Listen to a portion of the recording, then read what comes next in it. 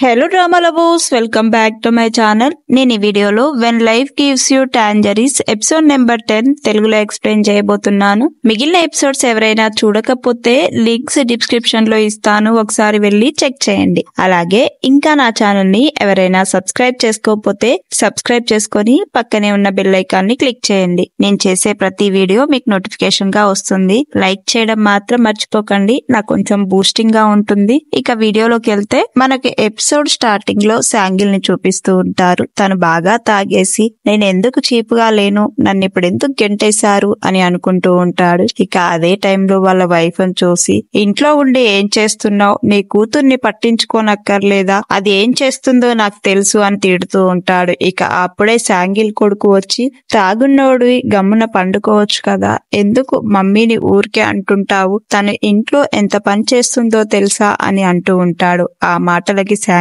ఏంటి నువ్వు మీ అమ్మకి సపోర్ట్ చేస్తున్నావా, అది నీ సవతి తల్లి, నీ సవతి తల్లిని తీసుకొచ్చింది నేను తలుచుకుంటే రోజుకొక సవతి తల్లిని తీసుకురాగలను, ఎంత ధైర్యం ఉంటే నువ్వు నన్ను ఎదిరించి మాట్లాడతావు, తండ్రంటే లెక్కలేదా అని అంటూ ఉంటాడు. ఆ మాటలకు శాంగిల్ కొడుకు, నువ్వు ఇంకా అమ్మతో కలిసుంటున్నావు కాబట్టే నేను నిన్ను తండ్రిగా లెక్క చేస్తున్నా, మీరిద్దరూ ఒకవేళ విడిపోతే నేను అమ్మతోటే వెళ్ళిపోతాను అని అంటూ ఉంటాడు. ఆ మాటలు విన్న శాంగిల్ వైఫ్, మీ డాడీని ఎదిరించి అలా మాట్లాడమాకు, ఇంట్లోకి వెళ్ళు అని కొడుకుకు చెప్తుంది. వాళ్ళ అమ్మ మాటలకు ఆ అబ్బాయి, నువ్వు మారవా అమ్మ, ఎందుకింత భరిస్తున్నావు అనుకుంటూ ఇంట్లోకి వెళ్ళిపోతాడు. తర్వాత శాంగిల్ తన వైఫ్ తో ఇలా అంటూ ఉంటాడు, నాకు తెలుసు నేను లేకుండా మీకు బ్రతికే లేదని, నా వల్లే మీకు 4,000 నోట్లోకి పోతున్నాయి అని తిడుతూ ఉంటాడు. ఆ మాటలకు శాంగిల్ వైఫ్ చాలా బాధతో, నేను మీతోటే ఉంటాను, మీరు చనిపోయే వరకు మీతోనే గడుపుతాను, మరో జన్మలో కూడా మీకు వైఫ్ గా ఉంటానని ఏదో బాధతో చెప్తున్నట్టు అనిపిస్తూ ఉంటుంది. శాంగిల్ కొడుకు తన చెల్లి గదిలోకి వచ్చి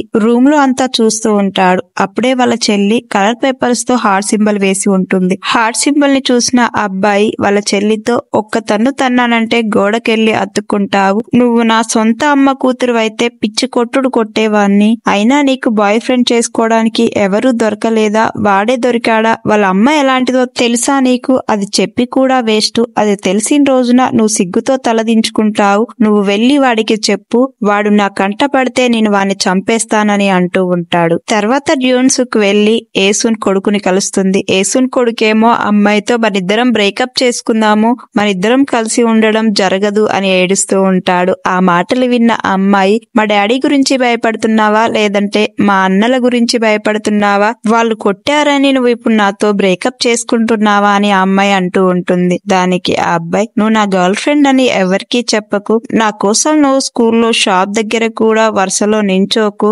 మనిద్దరం బ్రేకప్ చేసుకుందామని అబ్బాయి అంటూ ఉంటాడు. ఆ అమ్మాయి ఏమో నేను నిన్ను వదిలి ఉండలేనని అంటూ ఉంటుంది. దానికి ఆ అబ్బాయి, మీ అన్న వాళ్ళు ఎప్పుడైనా నిన్ను కొట్టారా, ఎక్కడికి వెళ్ళినా మీ అన్న వాళ్ళే ఉంటున్నారు, మనం ఏ ప్లేస్ లో కూడా తిరగలేము, నేను కూడా బ్రతకాలి కదా అని అంటూ ఉంటారు. దానికి అమ్మాయి, మన ఇద్దరం కలిసి పారిపోదాము, ఎటైనా లేచిపోదామని అబ్బాయిని హగ్ చేసుకుంటూ ఉంటుంది. ఇదంతా రోడ్డు పక్కనే బండాపి ఏసున్ వాళ్ళ ఆంటీ వాళ్ళు చూస్తూ, వీళ్ళ కుటుంబాల మధ్య పచ్చగడ్డి వేస్తే బగ్గుమనేలా ఉంది, ఏమవుతుందో ఏంటో అని చెప్పుకుంటూ నవ్వుకుంటూ ఉంటారు. కట్ చేస్తే సీన్ సోల్జర్ బర్త్డే కారణంగా గుమ్యోంగ్ సోల్జర్ అపార్ట్మెంట్ కు వస్తుంది. ఇక డోర్ ఓపెన్ చేసి లోపలికి రాగానే సోల్జర్ వాళ్ళ అమ్మ ఇంట్లో ఉంటుంది. ఇక వాళ్ళ అమ్మని చూసిన గుమ్యోంగ్ చాలా షాక్ అవుతుంది. సోల్జర్ వాళ్ళ అమ్మ గుమ్యోంగ్ ఇలా అడుగుతూ ఉంటుంది, తరచూ వస్తుంటావా ఇక్కడికి అని. దానికి గుమ్యోంగ్, బర్త్డే కారణంగా రప్పంటే వచ్చాను ఆంటీ అని చెప్తూ ఉంటుంది. సోల్జర్ వాళ్ళ అమ్మ గుమ్యోంగ్ కి ఇంకా పని చెప్తూ ఉంటుంది. ఒక బౌల్లో సూప్ వేసుకొని తీసుకురా అని అంటూ ఉంటుంది. గుమ్యోంగ్ కి ఆ సూప్ బౌల్లో వేయడానికి రాదు, వేస్తుంటే జారిపోతూ ఉంటుంది. ఇక దాన్ని చేయితో లోపలికి అంటూ ఉండడంతో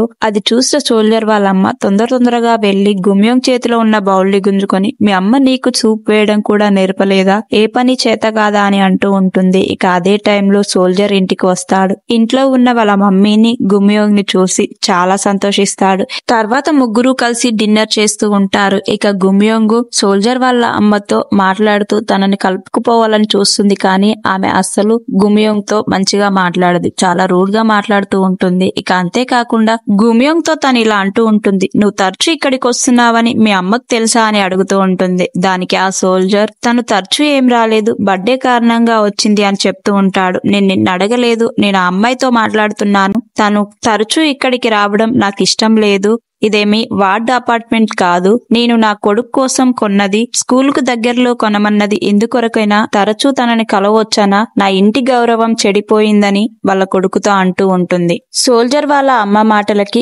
గుమ్యోంగ్ ఏం మాట్లాడాలో అర్థం కాక ఫుడ్ తినేసి ఇంట్లో నుంచి ఏడ్చుకుంటూ బయటికి వచ్చేస్తూ ఉంటుంది. ఇక సోల్జర్ గుమ్యోంగ్ వెనకాలే గొడుగు పట్టుకొని నడుచుకుంటూ వస్తాడు. గుమ్యోంగ్ ఆ సోల్జర్ తో ఇలా అంటూ ఉంటుంది, నేను మీకు జోకర్లా కనిపిస్తున్నానా? మీ అమ్మకు నేనేం చేసినా నచ్చదు కాబట్టి ఏది చేసినా దెప్పి పొడుస్తూ ఉంది. మీ పేరెంట్స్ చిన్నప్పటి నుంచి నీకు అన్ని పనులు నేర్పారా? నేను కూడా అలా గారభంగానే పెరిగాను. ఇంత పక్షపాతంగా మీ అమ్మగారు ఎలా మాట్లాడతారు? నన్ను అవమానించి మాట్లాడితే నేను అస్సలు భరించలేను. అయినా ఏ బాయ్ ఫ్రెండ్ తల్లినైనా ఇంప్రెస్ చేయాలని ఎవరికైనా ఉండదా? నా కుటుంబ పరువు మంటగలిపావు అంటే నాకెంత బాధ అనిపించిందో తెలుసా?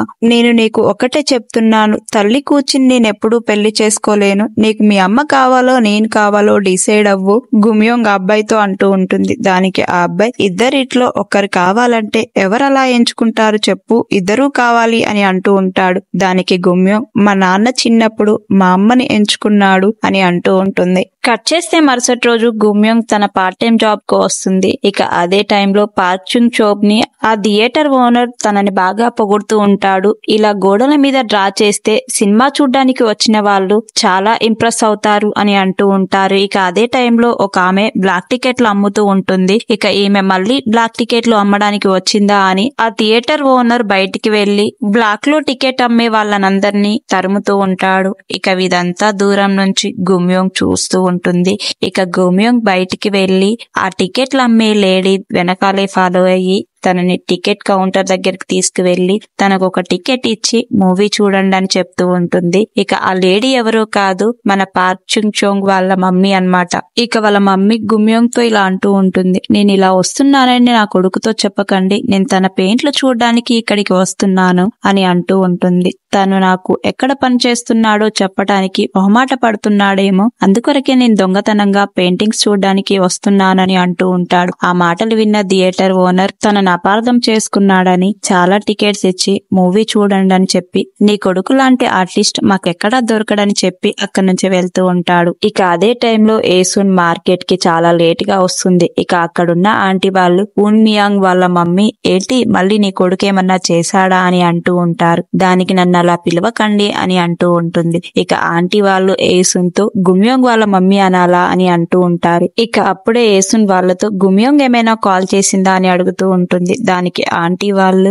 దానికి ఒక బాయ్ ఫ్రెండ్ ఉన్నాడు కదా, మీరెందుకు గుర్తుకొస్తారు? పిల్లల్ని కనడం వరకే మన బాధ్యత, వాళ్ళు పెద్దయ్యాక రెక్కలొచ్చి స్వేచ్ఛగా ఎగురుతుంటారు అని చెప్తూ ఉంటారు. ఉన్మియోంగ్ మళ్ళీ క్లాస్ లో ఏమైనా లాస్ట్ వచ్చారా, అందుకొరకే టీచర్స్ నిన్ను మళ్ళీ స్కూల్ కు రమ్మన్నారా అని అడుగుతూ ఉంటారు. దానికి నా కొడుకు ఎప్పుడు లాస్ట్ లో రాడు అని అంటూ ఉంటుంది. ఇక అక్కడున్న ఒక ఆంటీ, ఎందుకు రాడు, అదే క్లాస్ రూమ్ లో తనకు లవర్ కూడా ఉన్నారు, అంతేకాకుండా తనకి సిగరెట్లు ఒకటి అని అంటూ ఉంటారు. ఇక దానికి ఏసున్, నువ్వెవరికి చెప్పనని చెప్పావు, అయినా నా కొడుకు పొగ తాగడు అని అంటూ ఉంటుంది. దానికి ఆ ఆంటీ, అవును తాగడు, అందరికీ అమ్ముతూ ఉంటాడు, భలే కొడుకుని కన్నావని నవ్వుతూ ఉంటారు. అయినా నువ్వు గుమ్యోంగ్ మీద చూపించిన శ్రద్ధ ఉన్మియోంగ్ మీద చూపించలేదు, వాణ్ణి ఎప్పుడు ఆడిపోసుకుంటూ ఉంటారు. గుమ్యోంగ్ ఏమైనా తప్పు చేస్తే ప్రేమగా చెప్తారు, ఉన్మియోంగ్ ఏదైనా తప్పు చేస్తే వాణ్ణి ఎప్పుడు తిడుతూ ఉంటారు. ఇద్దరు పిల్లలుంటే వాళ్ళని ఎప్పుడు మీరు సమానంగా చూడట్లేదని అంటూ ఉంటారు. దానికి ఏసున్, ఇద్దరూ నా బిడ్డలే కదా, నేనెందుకు సమానంగా చూడనని వాళ్ళకు చెప్తూ ఉంటుంది.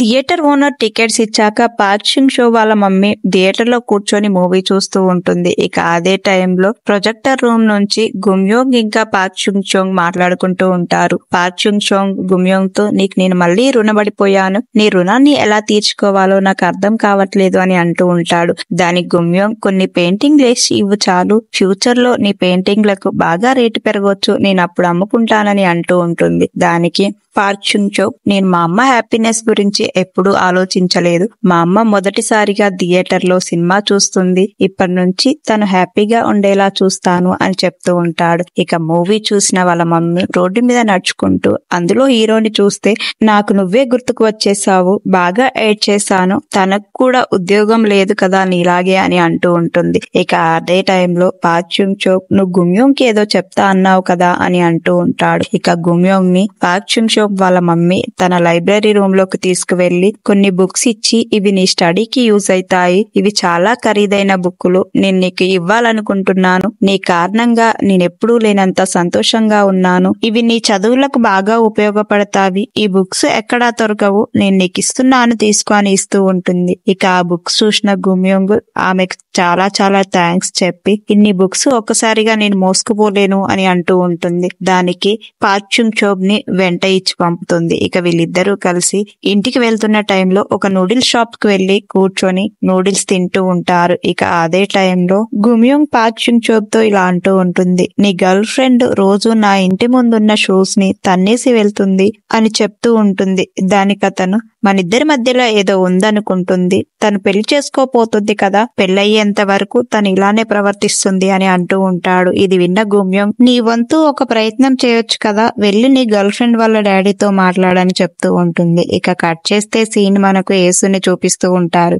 యేసున్ వాళ్ళ డాడీ దినచర్యలు చేయడానికి వాళ్ళ బాబాయ్ వాళ్ళ ఇంటికి వచ్చి ఉంటుంది. ఇక అదే టైంలో జపాన్ లో టీవీలో 9 ఏళ్ల పాపని ఎవరో కిడ్నాప్ చేశారు, ఆ ఏరియాలో ఎక్కువ కూడా హత్యలు జరుగుతాయని న్యూస్ వస్తుండటంతో యేసున్ గుమ్యోంగ్ కి కాల్ చేస్తుంది. గుమ్యోంగ్ ఇంకా ఇంటికి రాలేదని ఆ ఇంటి ఓనర్ చెప్పడంతో ఇంటికి వచ్చాక కాల్ చేయమని చెప్పి కాల్ కట్ చేస్తుంది. అప్పుడే యేసున్ వాళ్ళ పిన్ని యేసున్తో ఇలా అంటూ ఉంటుంది, బిడ్డను పోగొట్టుకోవడం చాలా బాధాకరం, ఆ రోజు ఏం జరిగిందో గుర్తుకుందా, మీ అమ్మ నీ కోసం ఎంత తారాడిందో తెలుసా నీకని చెప్తూ ఉంటుంది. యేసున్ చిన్నతనంలో జరిగిన ఇన్సిడెంట్ చూపిస్తూ ఉంటారు. యేసున్ ఇంకా వాళ్ళ పిన్ని కూతురుతో పాటు కొండపైన కట్టెలు తేవటానికి కొండపైకి వెళ్లి ఉంటారు. కట్టెలు తీసుకుని ఇద్దరు కలిసి ఇంటికి వస్తున్న టైంలో యేసునికి ఒక బ్లాక్ తూనీగ కనిపిస్తుంది. దాన్ని చూసిన యేసున్, అది ఒక గ్రీన్ రీపర్, వేరే తూనీగలకు చాలా డేంజరస్, నేను ఎలానైనా దాన్ని పట్టుకొని తీరుతానని ఆ తూనీగ వెనకాల పరిగెడుతూ ఉంటుంది. ఇక అలా పరిగెత్తాక కొద్ది దూరంలో ఎవరో తెలియని ఆమె కూర్చొని ఉంటుంది. యేసుని చూసిన ఆమె యేసుని పిలిచి తన చేతిలో ఒక కాయిన్ పెట్టి, నాకు కొంచెం చిల్లర తెచ్చిస్తావా, నేను ఎక్కడికి కదలలేను, నేను 2-3 బస్సులు మారాలి, నాకు కొంచెం చిల్లర తెచ్చిపెట్టు అని పంపుతూ ఉంటుంది. ఇక యేసున్ వెళ్లి తన కోసం చిల్లర తీసుకొచ్చి ఆ లేడీకి ఇస్తుంది. ఆ లేడీ ఆ చిల్లరలో తనకు ఒక కాయిన్ ఇచ్చి, నువ్వు చిల్లర తెచ్చినందుకు గాను ఈ కాయిన్ నీకు ఇస్తున్నానని చెప్తుంది. అంతేకాకుండా ఈసారి మళ్ళొక నోటు ఇచ్చి, నాకు ఇంకా కొంచెం చిల్లర కావాలి, తిరిగి అదే షాప్ కి వెళ్తే తను కసురుకుంటాడు, ముందు ఒక క్యాబేజీ ట్రక్కు ఉంటుంది, తన దగ్గరికి వెళ్లి చిల్లర అడుగు, ఇస్తాడు అని ఆ లేడీ యేసున్తో చెప్తుంది. ఆ లేడీ చెప్పినట్టుగానే యేసున్ చిల్లర తేవడానికి ఆ ట్రక్ దగ్గరికి వెళ్తుంది. ఇక యేసున్ ఆ ట్రక్ దగ్గరికి వస్తుండడం ఆ ట్రక్ డ్రైవర్ అద్దంలో నుంచి చూస్తూ ఉంటాడు. ఇక అమ్మాయిని కిడ్నాప్ చేసి తీసుకువెళ్దామని. ఇక అదే టైంలో యేసున్ వాళ్ళ అమ్మ వచ్చి, ఇక్కడికి ఎందుకు వచ్చావు, ఎవరు పంపించారు నిన్నని కంగారుగా అడుగుతూ ఉంటుంది. ఇక అదే టైంలో అక్కడ ఆగి ఉన్న బండి యేసున్ వాళ్ళ మమ్మీని చూసి తొందరగా వెళ్ళిపోతూ ఉంటాడు. ఇక్కడికి ఎలా వచ్చావని యేసున్ వాళ్ళ అమ్మ యేసుని అడిగితే, నన్ను ఇక్కడికి ఒక ఆంటీ పంపించింది, తనే నన్ను చిల్లర తీసుకురమ్మని పంపింది అనగానే తిరిగి అదే ప్లేస్ కి వెళ్లి చూస్తే అక్కడ ఆ లేడీ ఉండదు. దాంతో యేసున్ వాళ్ళ మమ్మీకి చాలా భయమేస్తుంది. తను ఎలా ఉంటుంది అని యేసుని అడుగుతుండటంతో తన ముఖం చాలా పేలిపోయి తన చేతి మీద 3 ఘాట్లు కూడా ఉన్నాయని పోలికలు చెప్తూ ఉంటుంది. నువ్వు ఇక్కడికి ఎలా వచ్చావమ్మా అని అడుగుతుండటంతో, నేను కట్టెలు తీసుకుని ఇంటికి వెళ్ళాను, అక్కడ నువ్వు లేవని తెలిసి కొండపైకి పరిగెత్తుకుంటూ వచ్చాను అని చెప్తూ ఉంటుంది. ఒక అమ్మకి వెనకాల కూడా కళ్ళు ఉంటాయి, తన పిల్లల్ని ఎలా రక్షించుకోవాలో అమ్మకు తెలుస్తుంది అని అంటూ ఉంటుంది. ఇదంతా చెప్తూ యేసున్ వాళ్ళ పిన్ని యేసున్తో ఇలా అంటూ ఉంటుంది, ఈ ఇన్సిడెంట్ జరిగిన తర్వాత మీ అమ్మ చాలా హడలెత్తిపోయింది, మార్కెట్ కు వచ్చిన ప్రతి ఆడవాళ్ల చేతి మీద ఘాటు ఉందేమని చూస్తూ ఉండేది, అనుకోకుండా ఒక రోజు ఆ లేడీ మీ అమ్మ దగ్గరికే నత్తలు కొనడానికి వచ్చింది. ఇక అదే టైంలో ఆ లేడీ దగ్గరికి ఒక అతను వచ్చి, నువ్వు చిన్న పిల్లల్ని ఎందుకు ఎంచుకుంటున్నావు, పెద్దవాళ్ళను కూడా ఎంచుకోవచ్చు కదా అని అడుగుతూ ఉంటాడు. దానికి ఆ లేడీ అతనితో ఇలా అంటూ ఉంటుంది, చిన్నపిల్లలైతే జాలిపడి బిచ్చం వేస్తారు, అదే పెద్దవాళ్ళైతే ఎవరూ బిచ్చం వేయరు అని అంటూ ఉంటుంది. దీంతో యేసున్ వాళ్ళ అమ్మకు డౌట్ వచ్చి తన చేతి మీద ఘాటు ఉందేమని చూస్తూ ఉంటుంది. ఇక తన చేతి మీద ఘాట్లు ఉండటంతో, నా కూతుర్ని నువ్వు బిచ్చకత్తని చేద్దామనుకున్నావే అని బాగా కొడుతూ ఉంటుంది. అంతేకాకుండా అక్కడున్న వాళ్ళు కూడా వాళ్ళని ఫుల్ గా కొడుతూ ఉంటారు. ఇక ఇది చెప్తూ యేసున్ కి, నిజానికి ఆ రోజు మీ అమ్మ రాకపోతే నీ పరిస్థితి నువ్వైతే ఏమవ్వో. మీ అమ్మ ఎప్పుడు అంటూ ఉండేది మీ డాడీ నిన్ను రక్షించాడని, కానీ అలా కాదు, మీ అమ్మే నిన్ను రక్షించుకుందని వాళ్ళ బాబాయ్ అంటూ ఉంటాడు. తర్వాత గుమ్యోంగ్ ఇంటికి వచ్చాక ఏసున్ వాళ్ళ ఇంటికి కాల్ చేసి వాళ్ళ అమ్మతో మాట్లాడుతూ ఉంటుంది. ఏసున్ గుమ్యోంగ్ ని ఇలా అడుగుతూ ఉంటుంది, ఇప్పటిదాకా ఇంటికి రాకుండా ఎక్కడికి వెళ్ళావే? నైట్ ఎవరింటికి వెళ్లి పడుకోకు, ఒకవేళ నువ్వు పడుకున్నా నాకు తెలుస్తుంది అని అంటూ ఉంటుంది. ఆ మాటలకు గుమ్యోంగ్ నేను వేరే వాళ్ళ ఇంట్లో పడుకుంటానని ఇంత నైట్ కాల్ చేస్తున్నావా అని అంటూ ఉంటుంది. నువ్వు నా పరువు తీయమాకు, నువ్వు నా పెద్ద కూతురివి, నీ మీదే అన్ని నమ్మకాలు పెట్టుకొని ఉన్నానని ఏసున్ గుమ్యోంగ్ తో అంటూ ఉంటుంది. దానికి గుమ్యోంగ్, పెద్ద కూతురా గాడిది గుడ్డ, నువ్వు నా మీదే ఎందుకు నమ్మకాలు పెట్టుకొని ఉన్నావు, నీ బ్రతుకు నువ్వు చూసుకోవచ్చు కదా అని అంటూ ఉంటుంది. దానికి ఏసున్ కి కోపం వచ్చి, రేపు నీకు ఒక కూతురు పుడితే తెలుస్తుంది నా బాధ అని ఫోన్ కట్ చేస్తుంది. తర్వాత క్వాన్సిక్ ఇంట్లోకి వచ్చి నేను కొనిచ్చే హెయిర్ పిన్లన్నీ ఇలా ఎందుకు పడేస్తున్నావని ఒక కబోర్డ్ లో వాటన్నిటినీ సర్ది కబోర్డ్ లో ఉన్న తలుపు గొల్లెంని తీసి ఏసున్ చేతిలో పెట్టి, ఇదిగో రేపు గుమ్యోంగ్ దగ్గరికి వెళ్లి ఇంటికి వెళ్లి ఇది ఫిట్ చేసిరా అని చెప్తూ ఉంటాడు. ఇక ఏసున్ ఏమీ మాట్లాడుకోకుండా అలానే నిద్రపోతూ ఉంటుంది. ఇక అదే టైంలో ఏసున్ కి చనిపోయిన తన కొడుకు కలలోకి వచ్చి అమ్మా ఎత్తుకోమ్మా, ఒక్కసారి ఎత్తుకోమ్మా అని ఏడుస్తున్నట్టు కలలోకి వచ్చి ఉంటుంది. ఇక అదే టైంలో క్వాన్సిక్ కి మెలక రావడంతో ఏసున్ మొహమంతా చెమటలు పట్టడంతో ఏసున్ కి ఏదో పీడకల వచ్చిందని తన చేతితో జుట్టును నిమురుతూ ఉంటాడు. చనిపోయిన వాళ్ళు కలలోకి వస్తే ఏదో అశుభం జరుగుతుందని ఏసున్ తొందరగా బయలుదేరి గుమ్యోంగ్ దగ్గరికి వస్తుంది. ఇక మరుసటి రోజు మార్నింగ్ కల్లా గుమ్యోంగ్ ఇంట్లోకి వచ్చి చూస్తే గుమ్యోంగ్ స్పృహ లేకుండా అలానే పడి ఉంటుంది. కూతుర్ని ఆ సిచ్యువేషన్ లో చూసిన ఏసున్ కి ఏం చేయాలో అర్థం కాక గుమ్యోంగ్ ని లేపడానికి ట్రై చేస్తుంది.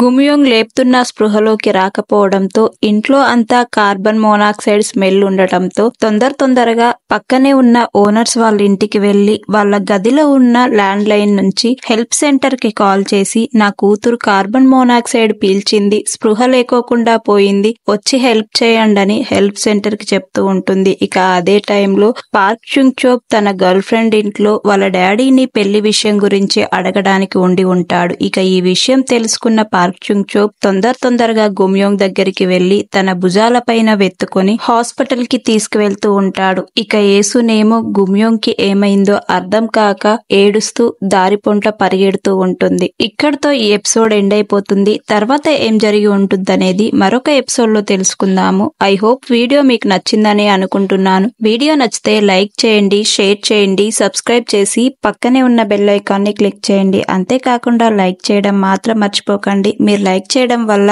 యూట్యూబ్ నా వీడియో చాలా మందికి సజెస్ట్ చేస్తుంది. Thank you for watching.